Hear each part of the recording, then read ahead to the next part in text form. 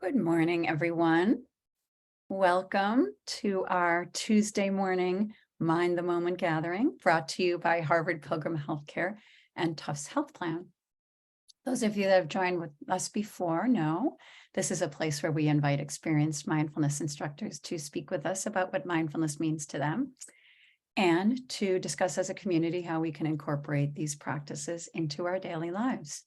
I'm Suzanne Rowe, Palacino, and here I have Jackie Johnson.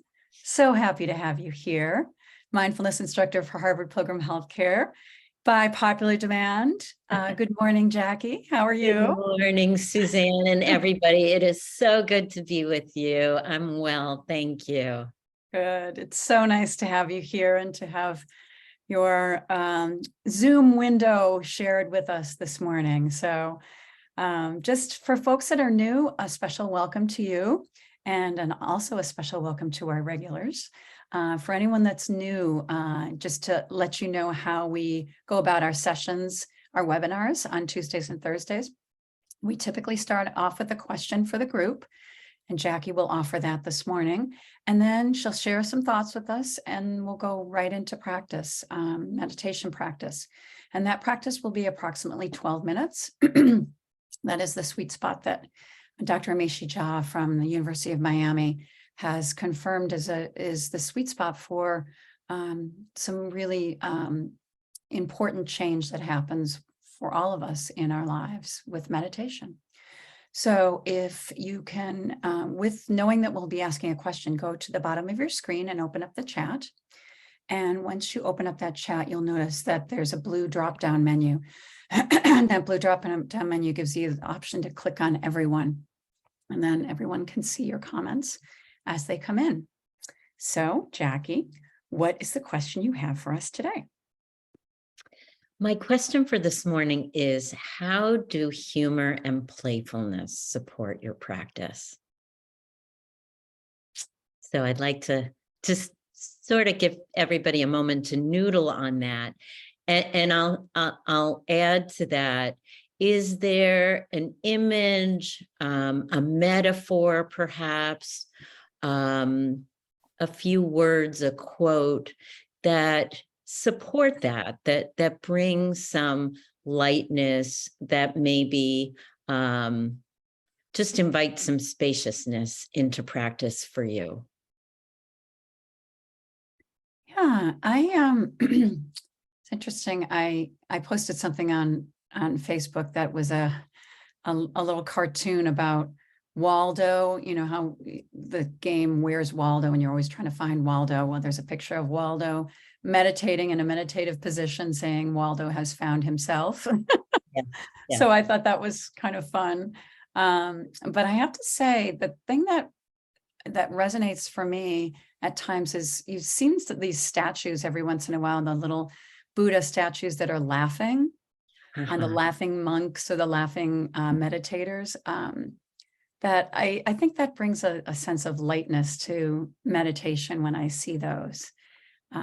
So that's great. Something that comes to mind. Yeah, mine's a little bit sillier, I think. Lately, what I've been finding is the metaphor of a puppy is really helpful for me. And, noticing how my mind can feel really collected and peaceful. And then all of a sudden and I note that because that's helpful to note when we really are collected.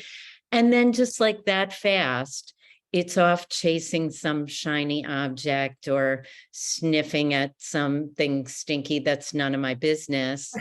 And so just that metaphor of a puppy, because when puppies do that kind of thing, we appreciate that that's their nature to chase things and to sniff at things. And even when we ask them or we command them to stay, we don't expect them to stay forever. So, that idea that they're going to just take off again, is our sort of expectation, and we're far more forgiving of that than we are with ourselves. Wondering I what's coming absolutely up. love that, Jackie. I love that because I think we find joy in it, and we could find joy in our own mind, our monkey mind, what they call it sometimes in meditation. I really like that idea. Tammy says, not taking myself too seriously, which helps to not feel pressure when my mind feels more like a runaway train. Yeah.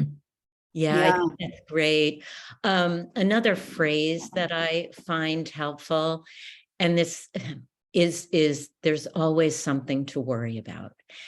And that's true. And that can sound like a very serious message.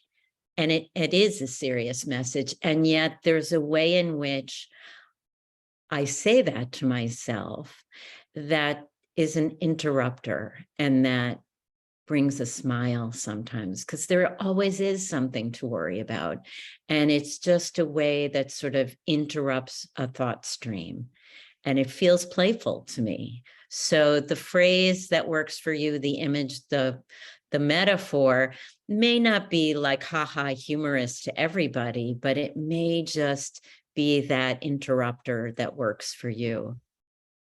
Yeah.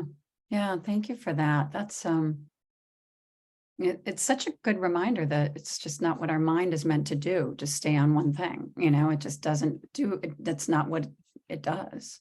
Yeah. Teresa said, I'd like to encourage more lightness and playfulness in my daily life. Yeah. And Julia, humor and lightness when I fall out of mindfulness. For example, a big laugh at myself and humble recognition that I'm human and my mind does a lot of unmindful thinking. Yes. In a playful state of mind, it's easier for me to stay focused. Yeah, definitely. Yeah. I feel like humor and levity helps provide balance to the serious of life. Need to find joy every day because joy is our birthright. Need to actively seek with humor and playfulness, counteract all the sad layers life is trying to pile on me. Yeah, for sure, for sure. And it's just, you think about babies as well. I mean, this is something that's on the front of your mind these days, Jackie. And it's like babies, just their default is joy. So is there any reason that ours shouldn't be? There's really no reason. Yeah. And practice can feel like such a serious endeavor. Okay, I need to sort of hunker down and practice. And I love that idea of joy as our birthright. Can joy be part of our practice? And just to clarify, I do not have a baby. I have a grandbaby. To Suzanne's comment, and I shared a picture right before we started of my daughter and son-in-law trying to weigh my granddaughter on the kitchen scale, which involved putting her in a bowl. So even an image like that, just bringing that image to mind, if there's just too much seriousness in my practice or in my day, can create the shift, because that's really what we're practicing here by bringing a little bit more humor or playfulness to our practice when that's a fit. Again, we're sort of building a muscle that we can use in the rest of our day and the rest of our lives. Yeah, wonderful. Kristen, turn to playfulness. Well-worn analysis more. When I do, I find completely turns the moment around for me. Yeah, That's great. yeah. It's almost like having those little things on our computer or on our mirror in the bathroom. Just those reminders are not a bad thing. So maybe we'll talk more about that after practice. Any ideas that people have to keep things light?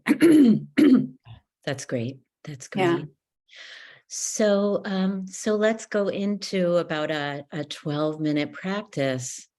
And I want to invite you to really make it as simple as possible. I'll give some brief guidance at the beginning and some gentle reminders during the practice, and then there'll be periods of silence as well.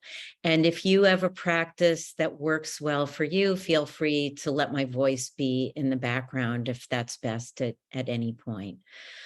So finding a posture, if you haven't already, that feels easeful, where you can really notice that your body is supported, and that might be sitting, it might be standing, it could be laying down if you're confident you're not going to fall asleep, but where you can really feel support and a sense of stability along with that ease and relative comfort. And allowing the eyes to close if that works for you, or casting the gaze downwards so you can shift from the screen to more of an inward kind of gaze and focus. And inviting in a couple of deeper breaths. And if you're feeling a lot of stress or agitation, you can lengthen or tend to the exhalation. If you're feeling sleepy, paying more attention to the inhalation. And scanning through the body and just noticing if there are any areas that feel like they're holding, that are tighter than they need to be. And just without too much effort, inviting softening, inviting release. Particularly starting up at the top of the head, noticing what's happening in the face. If the muscles around the eyes, the cheeks, the jaw are tighter than they need to be, and sweeping down through the neck and shoulders, and just taking your time to just scan through the body.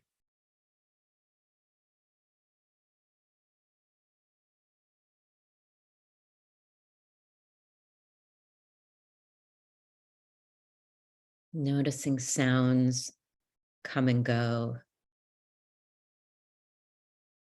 and aware of the body breathing.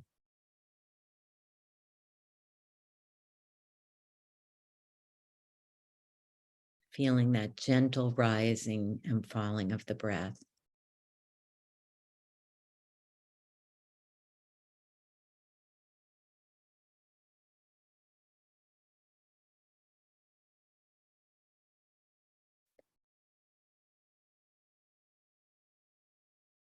And as feels right for you, you can continue to notice the body breathing as a whole, or choose whatever anchor is most easily accessible to bring a sense of collectedness for you.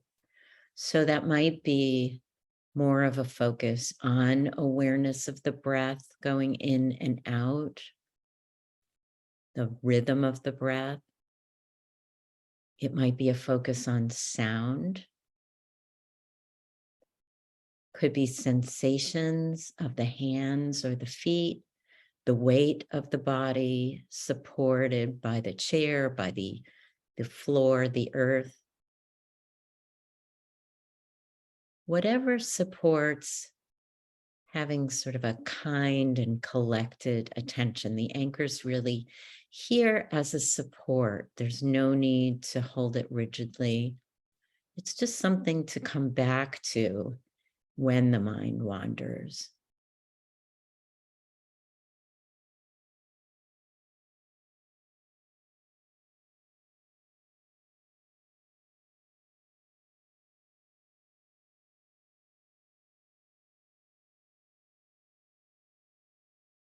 And you might bring to mind an image, a sensation, a couple of words that evoke that sense of playfulness, of lightness, that might just bring a gentle smile to the practice.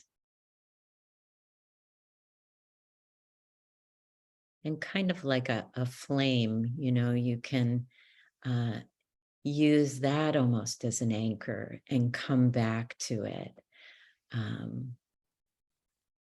in the practice.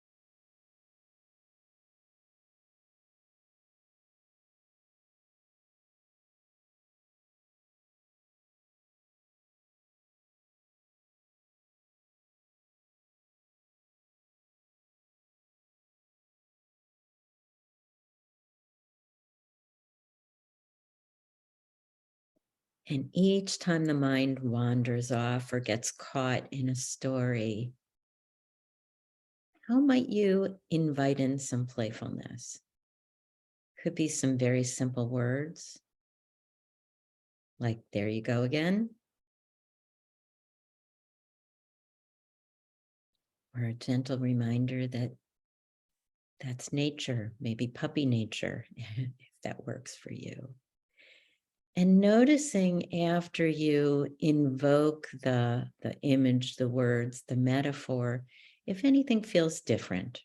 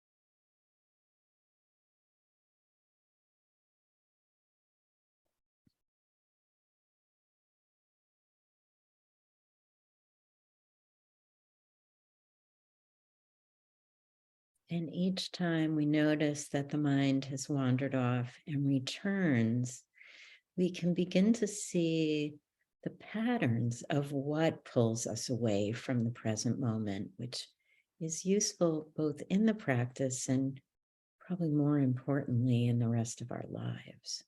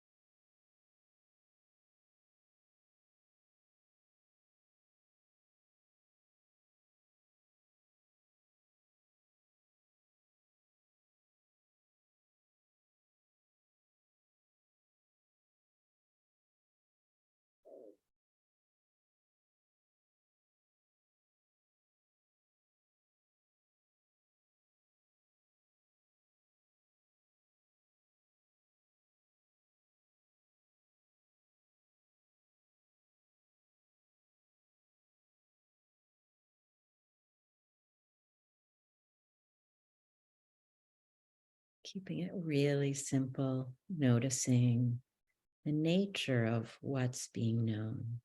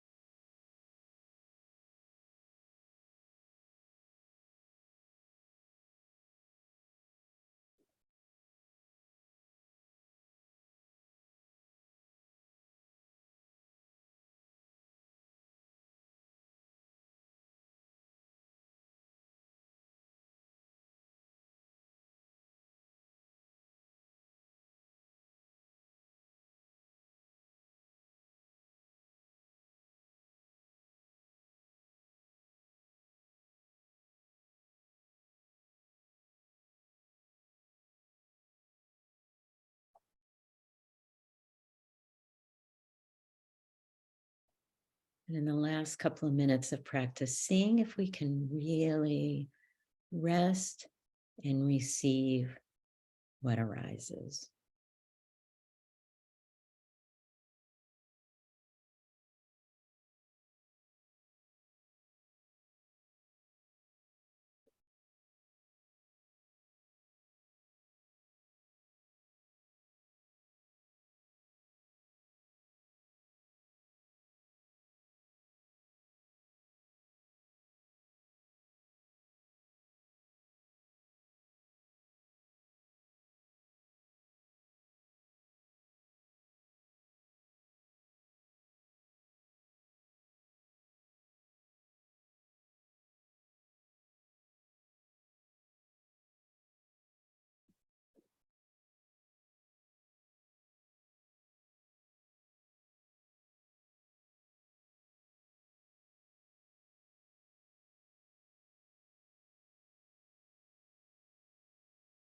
So as we begin to bring the practice to a close, maybe noticing if there's been something helpful in this experience that you might bring to your day as we find ourselves chasing and contracting in any way during the day. And just bringing some movement back into the body. Stretching in any way that might be helpful. And slowly, if the eyes have been closed, just beginning to open them and take in the space around you before coming back to the screen. May our hearts be soft and open. And may the merit of our practice be of benefit to all.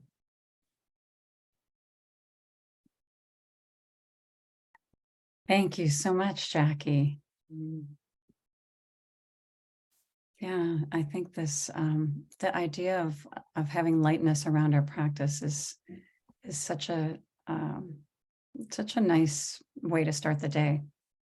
You know, like you said, sometimes we can be a little serious about it, thinking we have a half hour, it's time to meditate, you know? Yeah. So I'm it's, so curious if anybody played with anything in the practice that might have been a little bit different and what the impact was.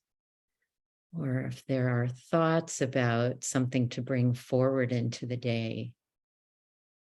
I love that John said, I'd like to try a laughing meditation sometime. I don't know what that is, but I think it's got to be out there somewhere. Sounds great to me. Sounds very nice. Yeah. Yeah. I love the meditating toad garden statue. Mm-hmm. You know, one thing I was picturing when I was when you were guiding us was I think as a tall person, sometimes I don't find that I can sit in a chair and have my legs free, you know, like a little kid has their legs free. And there's a ride that we used to go on as a family when we used to go to the Jersey Shore. And I was picturing being on that ride where, you know, my legs, there's something just so freeing and childlike about having your legs kind of free in a chair. It's this ride that we ride that has 3 levels, and you go to the top and it drops. And I just remember that feeling of just feeling like a little kid. Yeah. Yeah, I love Sarah said I was standing. It's always good to shake it up with a different position. That's great. Mm-hmm. Bringing mindful lightness into my day. Yeah. Incorporating. I if anyone has any other yeah, great, Elisa. I also have a refrigerator magnet that I love that says, don't believe everything you think. And, you know, that's such a great reminder, because the way I think of it, these are all interrupters to that kind of contraction, hyper focus, intensity that we can bring to things. And as we interrupt that kind of patterning, there is so much more spaciousness and so much more opportunity to consider other perspectives, to meet things in a different way. Mhm. Yeah, no, that's what's so wonderful about these reminders. And if anyone has, I was just thinking of someone that I see on Instagram every once in a while, if folks are into animals, and many times if you're having a rough day and you just feel like seeing some really cute animals, and this gentleman, Tony Baker, is on Instagram, and he takes different animal videos and he puts his voice to them. It is so funny. So I'll put this in the chat. Tony Baker, Instagram. So that's something I can share with folks as we look at different things that we can add that are light to our days. So yeah, this is great, Jackie. Thank you so much for bringing up this lovely subject. And I think it's important for us to consider these different ways of practicing. So practice can be fun, Suzanne. And I particularly like to notice that if there's a day that I'm feeling a lot of resistance, and then I think, this is really interesting. What about this is difficult? How is this more difficult than sitting and watching a movie? And yet we make it that way, right? Yeah. Yeah, very true. Well, thank you for being here, Jackie, and thank you for bringing up this great opportunity for us to look at things a little differently. And thank you for everyone for joining. We will be back here. Oh, YouTube videos too. Okay, great. Yeah, he's very funny, very, very funny. So yes, hope you enjoy that. And we'll be back here tomorrow morning, Wednesday, for our Zoom meeting format. Hope to see you then, and have a great rest of your day. See you soon. Thank you all. Great to be with you.